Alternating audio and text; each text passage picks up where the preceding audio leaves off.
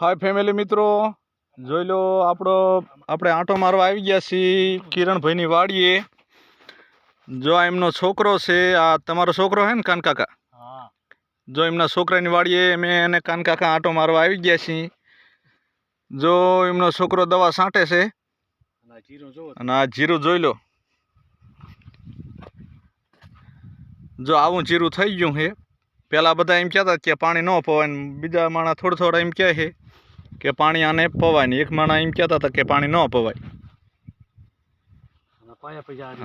પાયા પછી જો આવું થયું એટલે આ જીરાને હવે પવાય નહીં પાણી, અને દવાનો ખટકો રખાય, નકે આ જીરું રહ્યું ને એ લે એવું રહે નહીં।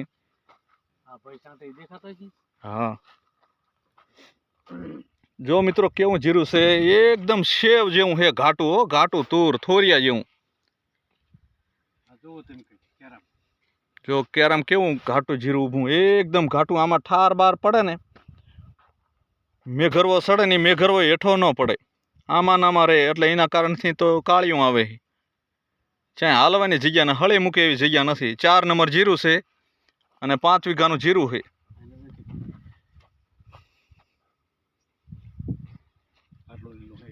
જો હજી આટલું લીલું છે નીચેથી, જો આટલું, હા લાડવા વળે ને એવું હજી લીલું જ છે। ધોરિયામાં સુકાઈ ગયું છે, પણ અહીંયા જે સાયો પડે છે ને, ઓથ પડે છે ને, અહીંયા બધે લીલું છે, ચરિયામાં નથી સુકાણું। અમને પાતા પાઈ દીધું છે, હવે પસ્તાણા છે પૈન।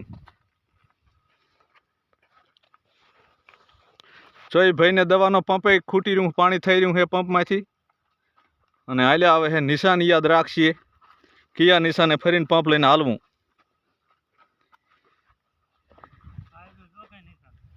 જો એમનું નિશાન ક્યાં છે? ઓલો શું કહેવાય, આ ધાણી,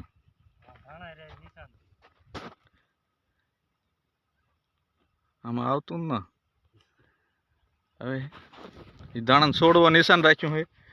પછી